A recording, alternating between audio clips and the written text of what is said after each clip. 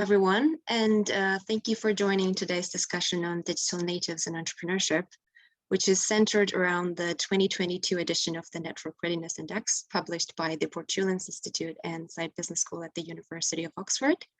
My name is Mariam Chaduneli, and I'm a Senior Policy Associate at Portulans Institute and also the Project Manager for the NRI. I'm thrilled to have with us today some of the young leaders of the global entrepreneurial ecosystem, including Meagan Loyst, founder and CEO at Gen Z VCs, Cecilia Zhao, venture and growth investor at Kinevic, and Gilles Ametepe, Ghanaian ecosystem leader and founder of Startups for Ghana. Thank you, Meagan, Cecilia, and Gilles for joining and for being with us today, and really looking forward to our discussion. So over the next 40 minutes, we will be discussing different challenges and opportunities related to entrepreneurship, and we will reserve the last 10 to 15 minutes to answer questions from the audience. So feel free to share some of your questions in the chat below. All right, then, let's get started. In the 2022 edition of the NRI, we delved into the role of digital natives in the process of digital transformation. It comes to, particularly when it comes to millennials and Gen Zs, and we're looking at how they shape the future of our society, including how we work, learn, interact with one another. And a crucial aspect of this discussion was the observation that younger generations are more keen to live autonomous lifestyles and also to make lasting impact on the society. And one way, and a really good way of doing that, is entrepreneurship. So my very first and quick question to all three of you would be whether you think that younger generations are more entrepreneurial than previous generations, and what are the factors that contribute and fit into this trend. Meagan, let's start from you. What would be your experience dealing with young founders at Gen Z VCs? What would be your perspective? Yeah, well, I think the first thing is the concept of being a founder is not, I think, what most people think it is. It doesn't have to be starting a business, raising venture capital. I think, well, first, I don't think that's necessarily true. Yes, 2/3 of Gen Zers want to start their own business one day, but I think it's because the access to tools to become an entrepreneur have become so much more democratized, as well as the concept. Like, you don't have to be starting a SaaS company to be an entrepreneur. I met a 15-year-old this week based in India who made $1 million selling NFTs. Like, that was not possible when I was in middle school, right? I had Club Penguin. There was no opportunity to sort of make money doing that, or at least in a big way, right?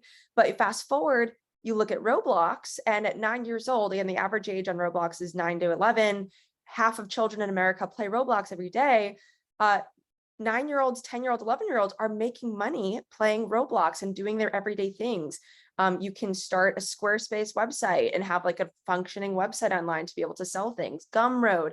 Technology has made it so much easier to sell digital products, digital services, and younger people are really taking advantage of that. So to sum up, I don't think it's necessarily that we're more entrepreneurial. We're just having much more opportunities to do so because entrepreneurship has become democratized in so many ways. Yeah, definitely. It has a lot to do with having access to technology and social media as well, which is a way to become an entrepreneur now in the digital age. Cecilia, what would be your take on this, given especially that you have experience living and interacting with young people across different countries in the UK, in China and Sweden, etc. So what's your perspective? Yeah, for sure. I mean, Meagan makes an amazing point, which is the technology available today enables entrepreneurship, meaning that we can, access a lot of global resources, Shopify, etc., to just make it so much easier. And what that also means that you don't have to only be an entrepreneur. It can be a side hustle, right? And so that means you can de-risk that. So doing more kind of manageable projects without necessarily having to take the whole financial risk and the commitments. And on top of that, I think a lot of people are realizing the importance of personal branding, personal IP, and what that enables enables you to do. You saw the rise of D2C brands, a lot of kind of creators who first build a brand for themselves and eventually build their own products based on their name, right? And so it really unlocks the possibility of building your own distribution channel. So between an influencer creator to their own audiences. And that's something that's enabled by technology, but something that also digital natives understand really well because they grow up with social media. So they can kind of almost tap into that quite easily. But I think like whilst digital native talks about a generation, there's also a lot of different nuances we need to consider. And one of them is probably geography. Like entrepreneurship is still very dependent based on the kind of existing social welfare system that's in place, right? So in countries such as Nordic, where they have very comprehensive healthcare, unemployment benefits, education subsidies, it is easier for them to then be able to take that entrepreneurial risk and invest in their ideas without really worrying about financial ruins. So I think there are a lot of many factors in place. And in some ways, you can say that digital natives are lucky enough to have these resources tapping around their fingers, but it is also kind of macro and structure driven at the same time. Thank you, Cecilia. You raised a couple of very interesting points. I agree. Personal branding is really important, and no one's better at it than Gen Zs. And also, what you mentioned about support system, we'll delve into this deeper as we move forward with the discussion. So thank you for these points. And now, Gilles, what would you have to add? Any reflections based on your experience of mentoring young entrepreneurs in Ghana and in other countries in Africa?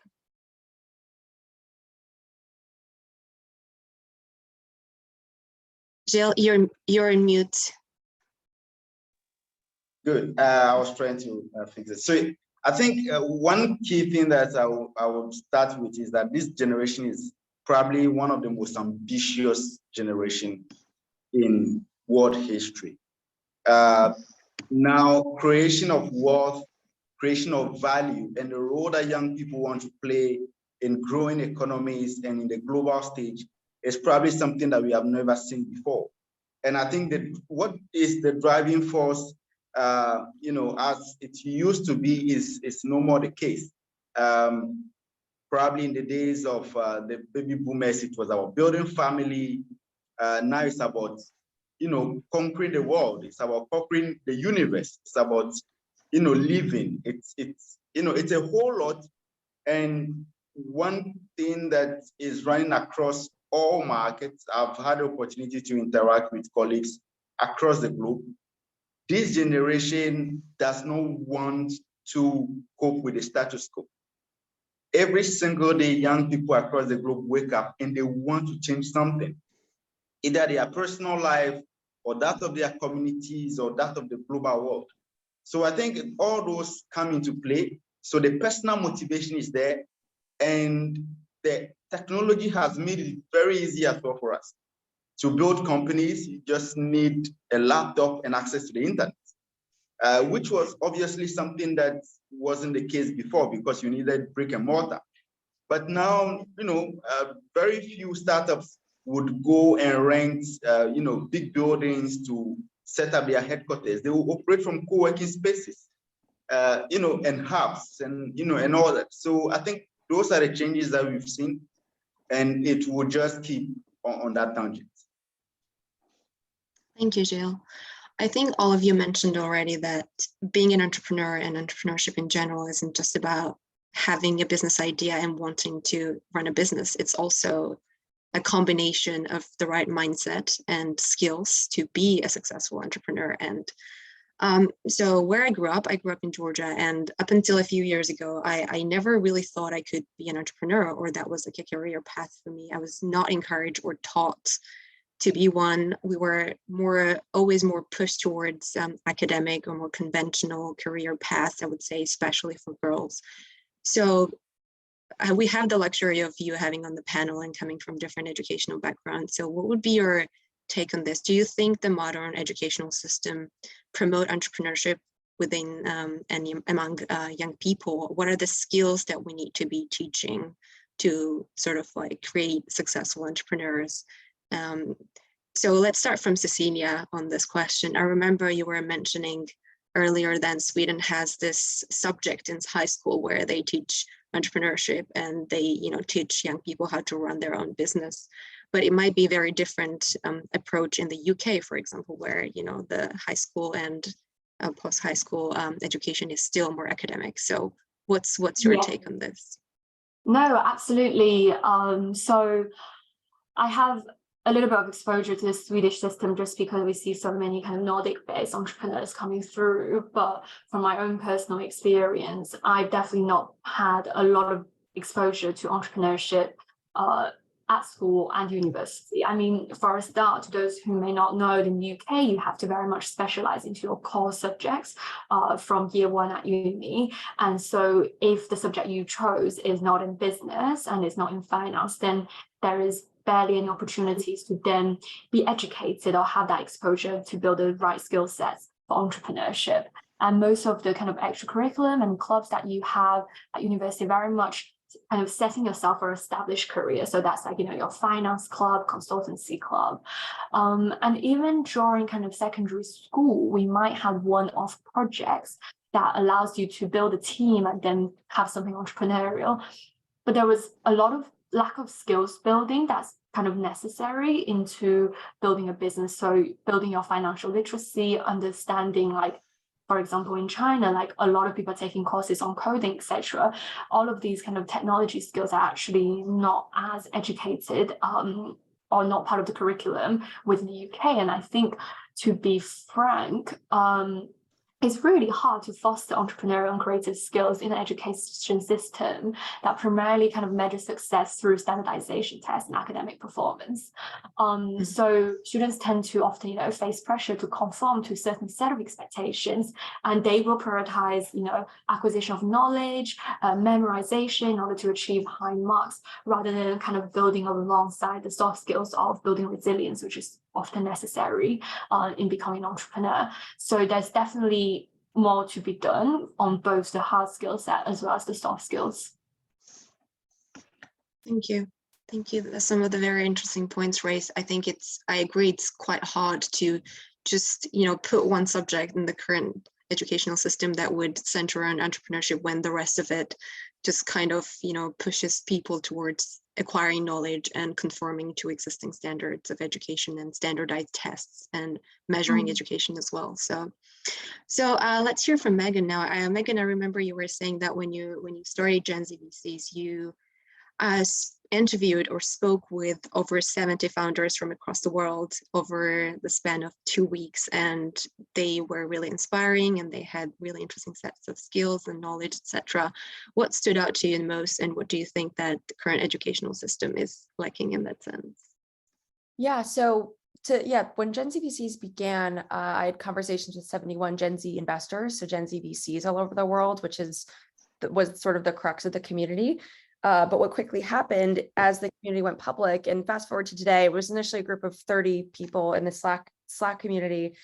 We're now almost 25,000 from 80 countries all over the world. And it's not just VCs anymore. It's founders, it's operators and students. And going back to your previous question, I think the fact that entrepreneurship, investing has become democratized for people, there's a lot of different resources and access that you get not from being in the traditional education system. And so Gen Z VCs is oftentimes the hub for people to learn about entrepreneurship in VC and start doing it.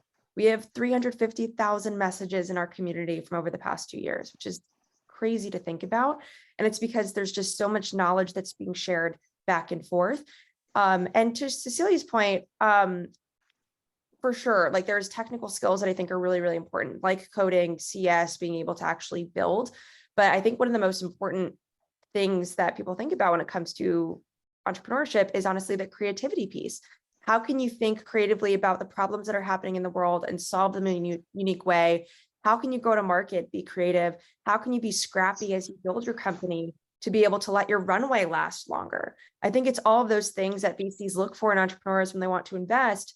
And it's things that are not necessarily prioritized in the education system. But that said, I think honestly, students are taking a big leap to make that happen. So in just the past month alone, I've spoken at both Princeton, Boston College, and Columbia University, specifically for the entrepreneurship centers, groups that are having students come together to talk about entrepreneurship, starting businesses, actively looking for mentorship. And I think that's a big thing. You have to ask for what you want.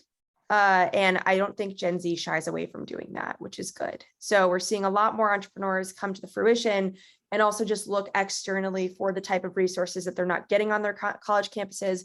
And if they're not seeing it, they're starting it, which I think is really empowering. Right. And also the power of content, if we look at, how powerful it can be to create content and to brand yourself through this content, but how different we are taught or educated on creating content within high school or university setting versus how people actually digest content on social media, or what kind of content really creates impact. I think there's a sort of gap between the two as well, and it's interesting to explore. So Gilles, what would be your take on this? What additional reflections would you share based on your experience of training and mentoring young entrepreneurs? What are the skills that you feel the educational system should be providing or training for, and how difficult do you think it is to integrate these? I think I would join Meagan on her point. Creativity skills are key.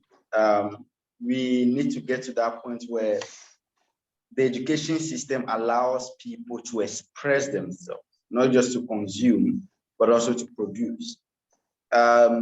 With the way education curriculum is designed, especially in Africa, it's more like you are being fed and you are supposed to produce what you are fed with. But in that space, the creativity bit is missing. You are not allowed to express yourself. You're not allowed to come up with your own ideas, to express yourself even in your own words. So that's number one. Number two, one interesting thing that you also realize is that people can even go get masters in entrepreneurship and they will not end up as entrepreneurs. They will end up as employees working for government or for private institutions. So it is not really the degree.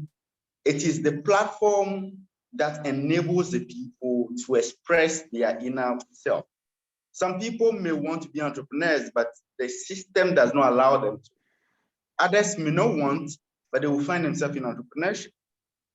And another issue that is, springing from that is that we have people, young people who are born in families of entrepreneurs. And based on the assumption that, in this family, we are entrepreneurs, we have a family business. They are not successful at running family businesses because that's not them. But someone else has that skill, someone else has that appeal, someone wants to do that, right? So it is not just about the training, it's about what we are even training people in. Because right now, the conversation is very much about AI.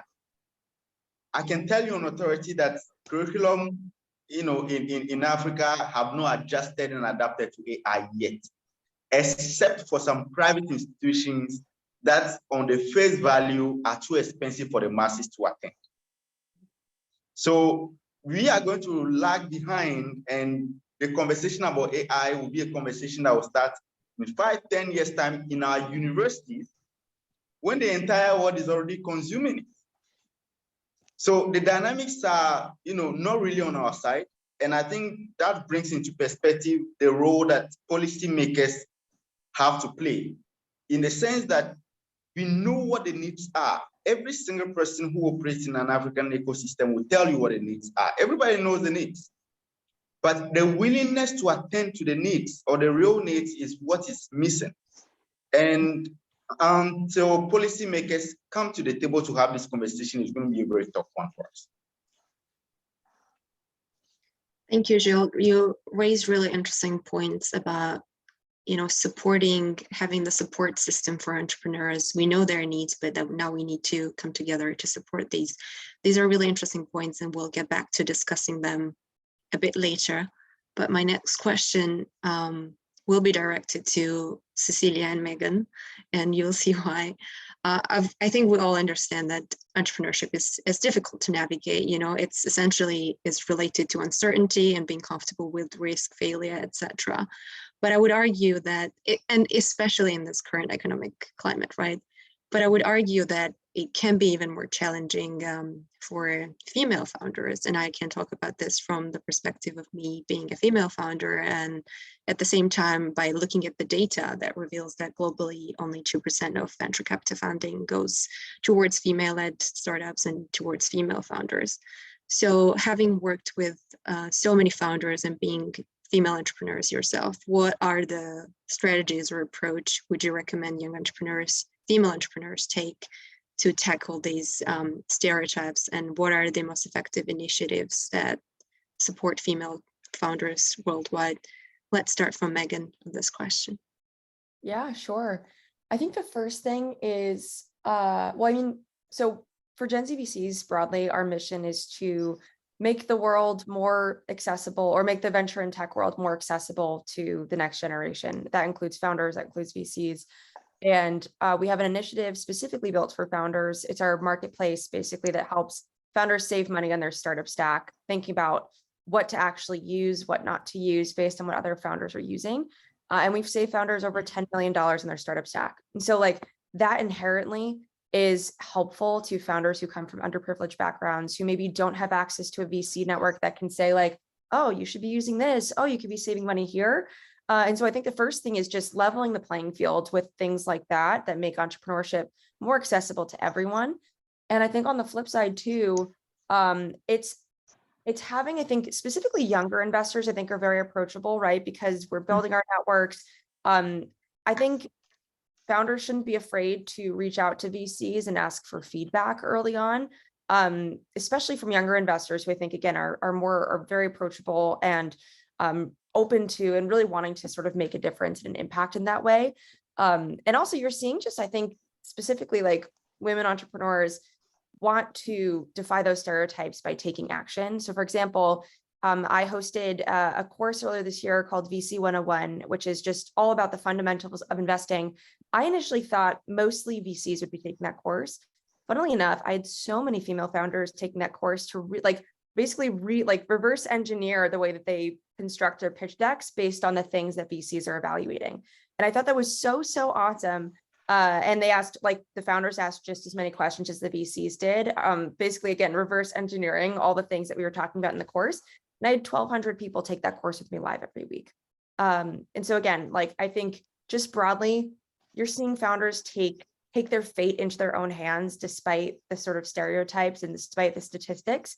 But also on the flip side, like it can't just be the founders taking action. It has to be the VCs too. This is a systemic issue, right? If you see VCs that are constantly only relying on their internal networks, their buddies from college, they're, like you have to expand the way that you're finding founders in order to see the great ones, not just the ones that come from privileged backgrounds and Ivy League schools and whatever that looks like. I'm a big believer that great founders come from everywhere. And so you have to just like make yourself a little bit more accessible in doing that. And I think young investors do a great job of that. It's very impressive. Thanks for sharing the work for Gen Z VCs, and thank you for the work you're doing. So Cecilia, so what's your take on this? What would you tell young female founders about how they should go about starting their venture and navigating this complex world? Yeah, I mean, I love to touch on the problem first. I read a great article this weekend, which basically summarized the product of VC as a decision-making engine. And then here comes the issue of like, then who is sitting around the table making these decisions? And actually, most of the kind of senior decision makers in VCs tend to be males, and there's not a lot of senior women around the table. And so the imbalance doesn't just come from the receiving end who gets funding, the lack of female entrepreneurs, but also the people in power of making the decisions of capital allocation. So it's something that you face within industry, whether you're a VC or an operator. But as Meagan's saying, there are many initiatives currently in place and continue to increase that try to empower people from all diverse backgrounds, whether it's virtually, so, you can access her VC 101 courses wherever you are around the world. But for kind of operators who are kind of in the European region, like some things that could be helpful, such as be thoughtful with who you're networking. So they there are kind of venture funds or individual partners who specifically invest in women or people from diverse backgrounds. So I think Deepali from Speed Invest, she focused on that. You can also participate in kind of women days. So like Playfair every year hosts a female afternoon day where they match operators with investors, and it's not necessarily for a live round pitching, but just to have a chat, have an opportunity to meet people and be empowered. And then you have kind of Women in VC events in Paris, and that's more kind of empowering females within the kind of investing side. So there are a lot of kind of local and regional events that is happening, whether it's kind of in Europe and America. Less familiar with other regions, but definitely be present and making sure you're tapping into your network, being thoughtful with who you tackle, and also be very thoughtful in where you want to build sponsors and allies for you to be able to kind of rebalance that information asymmetry and decision-making process. Thank you, Cecilia. You raised a couple of really interesting points. I think who is the decision maker, and it's largely male investors, so it's inherently hard to change the system overnight.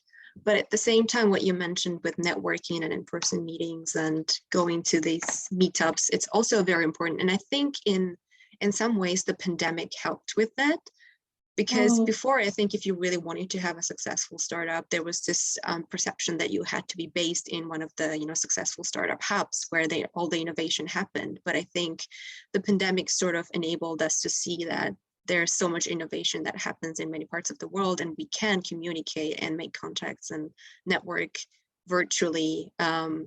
And then if you need to relocate somewhere, you will. So I think in that sense, the pandemic helped democratize access to the startup ecosystem for a lot of people beyond Silicon Valley, I would say. So there were some positive aspects of that too. And so my next question actually has something to do with that. It's for Gilles. I remember you mentioned earlier on in the conversation that we need to have a strong support system for entrepreneurs, and to sort of like provide strong basis for them locally to become entrepreneurs. And I think we cannot underestimate the value and the importance of having the adequate policy within, on the national level, that can provide support mechanisms by reducing barriers for entry, for new startups, etc. So what is the work? Tell us about the work you're doing in that regard, and what's the new legislative act that you've been working, and what's the goal of this legislation? Sure, thanks, Mariam, for that particular question. So basically, we are currently with other ecosystem actors in Ghana working on what we hope will become the Ghana Startup Act, still at the bills stage. And the whole idea for us is to provide the ecosystem with a legal framework that covers, if not all angles, most of the angles that refer to the workings that ESOs do, startup funding, startup growth, and all that. For us, we are in Africa, and the growth or the economic growth on our continent is primarily led by, governments. Government is still very much the largest employer. Government, still very much the key decision maker when it comes to economic policies, because we have a growing private sector. So we needed to get to that point where politicians and policymakers get to understand, first of all, that there's a difference between a startup and an SME. Because when you get into rooms and you have conversations, the assumption is that, you are all SMEs. So, everything that is being done for the group. But startups have peculiar needs that needs to be addressed separately. For most of them are tech-based. So everything that you do that will, make reference to digital, mobile payments, and all that has a direct effect on startups. It may not have the same on SMEs or all SMEs, right? So we needed to get that clarity into the rooms that needed it. And secondly, our focus is on 3 key things. So education, infrastructure, and funding. We are not necessarily looking at government taking care of everything. But what we need is that the policies that have been implemented make it easy for private sector to intervene in all those sectors or all those particular areas. So if Gen Z wants to come and invest in Ghana, how do we make it attractive for Meagan and her people, right? How do we make it attractive for Cecilia to come and invest here and support startups down here? That's another angle. The second one has to do with ESOs that provide training, for example. How do we make it possible for them to set up the African headquarters, let's say in Accra? Or even if they will not set up a physical presence, as we've said, the world is globalized, everything can be done over the internet. How do we make Ghanaian startups attractive to them? Because it's competitive to get into some of these programs. And all that comes into play, and we are bringing in the perspective of AFCFTA, which is the African Continental Free Trade Agreement, with the hope that the African market becomes more and more integrated. Africa is 54 countries, different laws, different policies regarding startups. Some do not have a startup act yet, some do, some have growing ecosystems, some don't. So the dynamics are different. So when we are looking forward to being more integrated, there must be policies that take that integration into consideration, because there is funding that will come, but funding will go where return on investment is higher. And we need to make our ecosystems on the continent that attractive as well. Thank you, Gilles. It's really interesting, the work you've been doing, and I hope that you will be able to get all the stakeholders on the same page when it comes to this legislative act, and you continue to help SMEs and startups within your ecosystem. And before we move on to accepting questions from panelists, I'd like to have one last question to all 3 of you. So we've discussed different aspects of entrepreneurship, including technology, the role of social media, skills, education, different challenges that exist, including gender-related challenges, as well as then policy, etc. What would be your last words of advice to young founders that are just getting started on their entrepreneurial journey? Where do you think they should start, and what are the things that they should be looking at? Let's start from Meagan. Sure. I think just get started. If you're not ready to start a business, start thinking about, I think one of the most important things, especially for early stage founders, is founder market fit. So what can you be doing uniquely right now that will help your narrative when you go out to fundraise and start thinking about starting a business? Really good example, a friend of mine who I funded previously at my old fund. He was a 23-year-old founder, first-time founder, and it was just building in the data privacy space. He would take encryption classes on the weekends for fun. That was his source of joy. And he'd been obsessed with data privacy for a long time, and he decided to take action. So when he went out to raise with, I think it's a 14-page memo, no deck, you were betting on him, not a product. And I think that's really something that's really important to think about, is when you're a founder, you could have data, you could have a prototype, but at the earliest stages, investors are investing in you. So what can you be doing right now to set yourself up for success when you do go out to go start that business? So like my friend, if you're interested in consumer, what can you be doing in consumer right now that'll make you stand out? If you're interested in data privacy, take encryption classes, things like that, that just show that you are uniquely positioned to start a great business in XYZ category. Very interesting, and that ties perfectly into the earlier points that you were making about self-branding and being subject matter expert in the field that you want to operate in. And at the same time, what you mentioned about just getting started, I think a lot of mistake that founders make, including, you are told by everyone, pretty much everyone, to launch early, but I think a lot of founders are inclined to wait until they like their own product, which then is a bit late in the process. So that's kind of the vicious circle.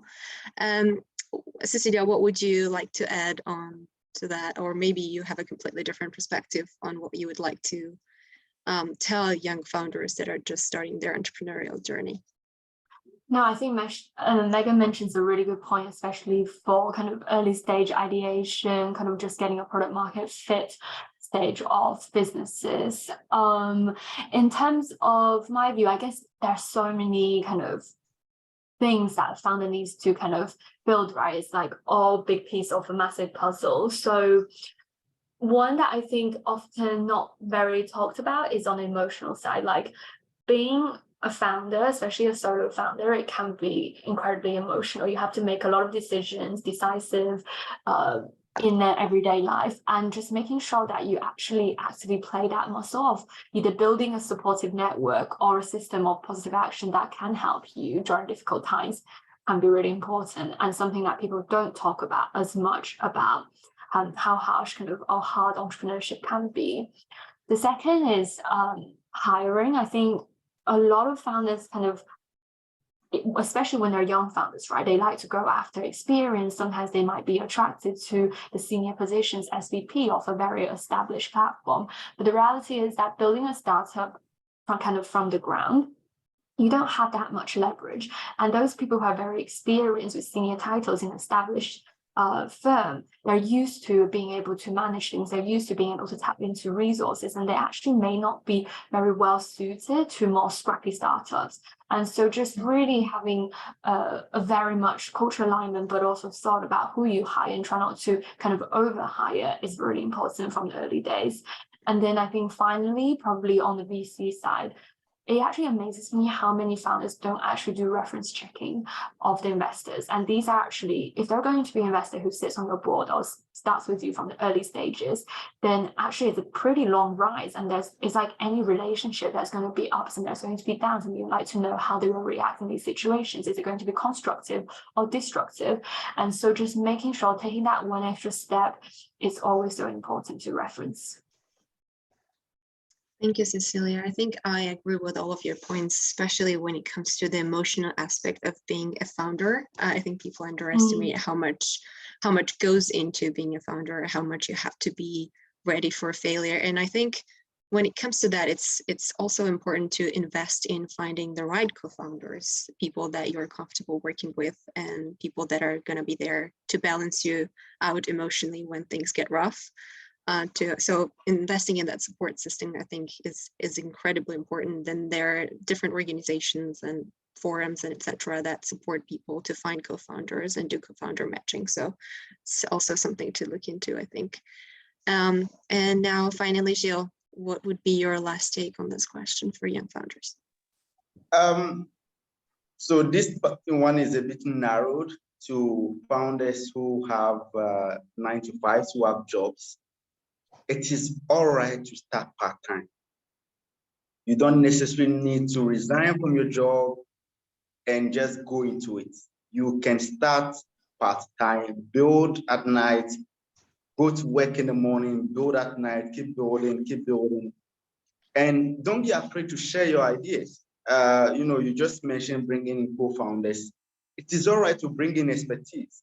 You may not know it all. So you may be good at the tech side, another may be good at the business development side. So it is all right to bring in people when you know that you cannot cover all angles, and take it easy with yourself. Yes, you will change the world, but it takes a strong you to change the world. Thank you, Gilles, and thank you everybody for very insightful conversation. I would like to now open the floor for questions from the panel. From the audience, if there are any. Let's give it a few minutes. Any questions from the audience? You can type these questions in the chat.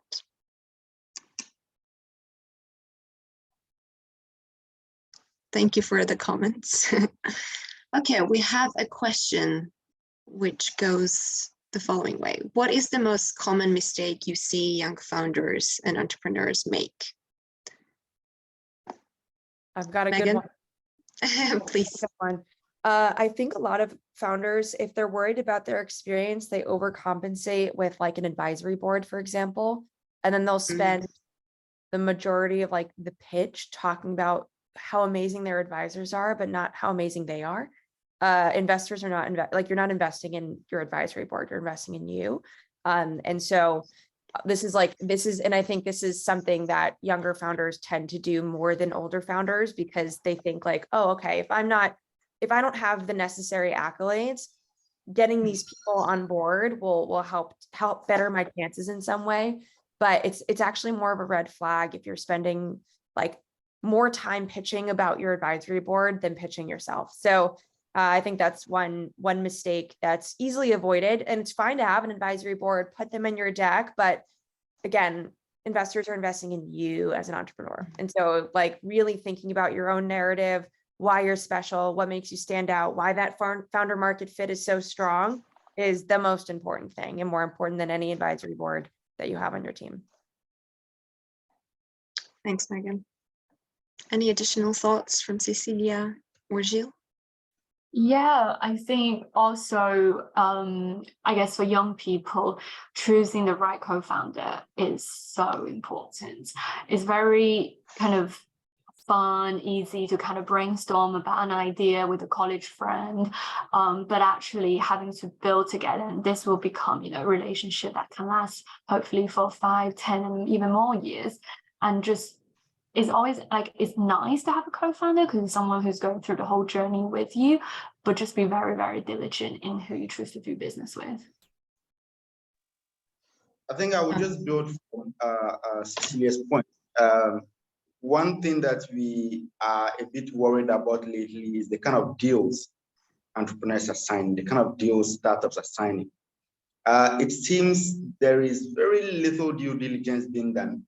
Lawyers are not reading before they sign. As far as the figure looks good, they sign on.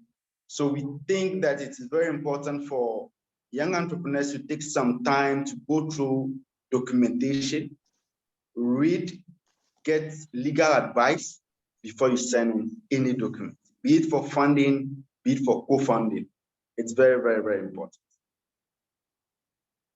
We all need to do our due diligence, that's for sure. And I think what Cecilia mentioned is exactly right. And I think early on, you are inclined to go to your friends first because they are your support system in your life, to have their thoughts on different ideas that you want to generate. But at the same time, they might not be the best people, and you have to pick and choose when it comes to making business partnerships. We have a couple of questions. There's one from Bill. Are many old established firms looking for young founders to help energize or bring an entrepreneurial spirit into their organizations? That's a very interesting question. I think Meagan's very well suited to answer this one, given she does a lot of talks with established companies about how to cope or survive or empower digital natives. Yeah, it's interesting. I think that's two separate questions, actually. Like when it comes to employers hiring Gen Z employees versus investors wanting to invest in Gen Z founders. It's interesting. There was a Bloomberg article that came out maybe a month or two ago that stated that investors, because of the downturn, are turning to more experienced founders versus younger founders. And they brought me on TV to talk about it and my thoughts. I obviously countered their point. I think like every founder has a unique perspective, right? And when you think about young founders solving problems for themselves through companies, if you choose to ignore younger founders, you're missing out on an entire generation of potential companies to be built for Gen Z, right? And so I don't think that's necessarily the answer, but I think on the flip side, when you're investing, you want to invest in great founders regardless of their age. And so like, I think it's hard to go out to specifically say like, we only want to invest in young founders. I think the more important question is thinking about the types of problems they're solving uniquely for their generation. So that's the one point. And I think on the flip side, for established firms looking to hire younger people onto their teams generally, yes. And I think one of the biggest questions that comes up is around retention, hiring strategies, how to build uniquely for a Gen Z workforce. Like, for example, companies that are going back to working 5 days a week in the office, you have to remember that Gen Z were max 26 years old. Many of us started our careers during COVID-19 and the pandemic. And if not, like I had, I think 6 months of full-time work experience before COVID started, and I'm the oldest of Gen Z, I'm 26. And so you have to remember everyone else's norm of working 5 days a week in the office, our norm has been virtual work. And so we know we can do our jobs effectively without being in the office. And so I think it's a lot of just honestly meeting in the middle, finding ways to like bring younger employees into the workforce in a way that sort of works for your organization, but also being flexible and hearing their voices and making sure that they feel empowered to do the work that they want to be doing. So those are a couple of my thoughts on that. Thank you, Meagan. Anything else to add from Gilles or Cecilia on this? I think one trend that we are seeing across is the setting up of innovation desks within organizations, and the fact that the people who are in charge of those desks are young people, Gen Zs, most of the times. I think there is also an assumption out there, especially with the already established organizations, that we understand innovation better. So they bring in young people for that fresh air of innovation and to have a clearer understanding of what the dynamics of the ecosystem are at the moment. So I think it's something that needs to be encouraged, because the platform that is provided there is a platform for collaboration. So we both come together, Gen Zs and boomers and all that come together at the middle ground to create value. And I think that's very much of value to all of us and needs to be encouraged. Thank you, Gilles. And I think there are a couple of really interesting comments in the chat from people from diverse backgrounds about the initiatives that exist in their countries. So I'd encourage all of you to take a look at that. I would have one quick additional question, especially I would like to hear this from the perspective of VC investors. Are there areas, possibly industries, where you would be more careful or reluctant to invest in?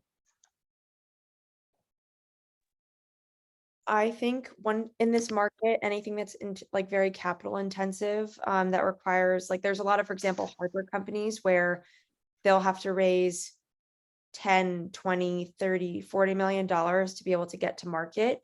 In this environment, like, I think hardware companies had difficulty raising, I think even like during the bull market, because investors would shy away from it or whatever that may be. I think in this market, especially as investors are pulling back a little bit or being a little bit more conservative, you just have to be really, really mindful of how much capital is it going to take to like help this business be successful beyond your round. And so I think for hardware companies, you can't just be thinking about how much, like if you're raising $5 million, this company is probably going to need to raise 20 million more to even get the product into the hands of consumers or enterprises, whatever that looks like. So, and I wouldn't say like if people are necessarily shying away from it, I just think like you have to make sure you're asking those questions about runway and what does it actually take to bring this product to market. And for hardware, it typically takes a lot more than software. So something to think about. Thanks, Meagan. And then from my perspective as a growth investor, I do both CapEx heavy as well as kind of software investments. So there isn't necessarily a certain subvertical that I would avoid, but I would be careful when thinking about how generative AI is going to disrupt your existing solutions. Mm-hmm. Whether that's in kind of future of work or consumer, there's a lot of kind of existing products that's probably gone to kind of Series A, Series B round, have to reimagine how they can renovate their offerings because of Gen AI. And I think VC is currently at the space where they're both looking at kind of Gen AI native companies, so who are building from scratch with very low cost base, but they're also open to look at kind of companies that's already in Series B that can be disrupted at Gen AI, as long the founder clearly shows that future digital disruption is top of mind. Like they're generally thinking about how that's going to actually impact their P&L cost items, rather than just like in the chat, oh, we're thinking about Gen AI and it could have this impact. Like they need to really have a game plan there. So that's really important. Thank you, Cecilia. And I would like to go back to something that Gilles mentioned a few minutes ago, which was about, start your own venture. You don't necessarily have to quit your job. You can do things in parallel. You can, try to build your own company, work at night, etc., without having to necessarily quit right away your main job. What are your thoughts on this? Because I know there are mixed thoughts on this within investor community. So what would be your take? As in starting a side hustle alongside your main job? Right. I do it. Meagan did it. I think there are many reasons why people do so. Like I've always had many side hustles in addition to my main thing. That's to fulfill my kind of creativity, fulfill a lot of all things that you can't necessarily get out from your main job. And as long as you know what you're optimizing for in the long term and how that impacts you short term, then that's totally fine. But like, I think the most key question you ask yourself is like, what are you really optimizing for? Because there is limited time to a day, and there is limited energy you have in order to stay happy and sustainable. So all of these things that needs to be taken into consideration. I agree completely. Meagan, any additional thoughts on this topic? No, I think Cecilia said it perfectly, but like, it's just about, like, I think like you get different fulfillment from your side hustles than maybe you do during the 9 to 5. And so it's just prioritizing that. Like Cecilia and I are both, and I think this is something that's really important to think about, is like the way that I think younger people think about their identity is just multifaceted. Like I am a founder, an investor, I'm a creator, I'm a public speaker, I'm a thought leader. Like I'm not just one thing, or like one thing that you see in my like LinkedIn bio, for example, or my headline on LinkedIn. And so, and I think, oftentimes your side hustles are your avenue for that creativity that you don't get during the workday, which is great. So, we're going to continue seeing it. I think 60% plus of Gen Zers have a side hustle. Many will turn those side hustles into businesses. I'm example number one of someone who's done that. And I love it. And it's great. And I'm learning a lot of different things. The things I'm learning now are very different from what I was learning before in my 9 to 5 as an investor. So growing, learning, and you're going to see a lot of that from Gen Z. Very interesting. And my next question is related to that as well, which is, when you're doing so many different things during the day, and a lot of these things require, creativity, strategic thinking, etc., and a lot of mindset. How do you make sure that you have the energy to do it? I remember, Meagan, you once mentioned that you do creative breaks where you play on the piano, I think, or ukulele, and that's how you maintain the drive during the day to do so many things. And if you have any interesting strategies that you would like to share, please go ahead, all three of you. Yeah, I wouldn't say that's more of a that's more of like I think like a mental health thing, like balance, right. Truthfully. Like I don't play piano to like give me more or when I'm like going to start like run my business. I think it's just you can't burn out, and so whatever it takes to like make sure that you're keeping yourself in check is great. I think having an accountability buddy is also really important. That can be great, but everyone burns out eventually, or you're trying not to do that. And so obviously if you have a full-time job for side hustles, you just have to be much more mindful of what that looks like. Definitely. Cecilia, any thoughts to share on this? I do a lot of reorganization of my life prioritizations. So work is number one, like including side hustles and anything that helps with self-fulfillment. And then the second layer is kind of me time, which equalize a lot of resting, but also like so much through exercising and just health and wellness. And honestly, like social life is probably at the end. And the way how I've stopped drinking for like a year and a half now. I'm very much kind of like tries to be 6:30 to 10:30 person. So like just completely changing my lifestyle in order so I know what I'm optimizing for and making my life very sustainable are just things to like make you to be in a very positive mindset that's sustainable. Thanks for sharing that. And Gilles, any I last think I'm thoughts? what Cecilia said, prioritization and reorganization has been key for me as well. I can say that I'm juggling between a PR strategist role and an innovation policy analyst and the work we are doing for the ecosystem all at once. So, getting the right thing done at the right time is always very important. And you must know the type of person you are. Some of us operate very well at night, others don't. So if you, have a lot of energy at night, then use it. If you don't, then it's better that you sleep and probably wake up at dawn and get some work done. So get to know the body that you are in and adjust things to make the most out of yourself at every point in time. I think that has been a game changer for me. Thank you, Gilles. That's very insightful. If there are no additional questions or comments, then I would like to thank all of you, especially Meagan, Cecilia, and Gilles, for being with us today and for sharing your interesting perspectives and thoughts on entrepreneurship and experience, which all of you have many. And I hope this discussion also provided, useful insights and a food for thought for everyone watching. I'd like to thank all of you for showing up, and we hope to see you in our future events. You can subscribe to our newsletter and follow us on social media for more. And you'll see a slide on the screen with a QR code to join our ongoing conversation about the impact of technology and digital transformation on the society. Have a great day, everyone. And thank you once again for joining. Thank you. Thank you. Bye-bye.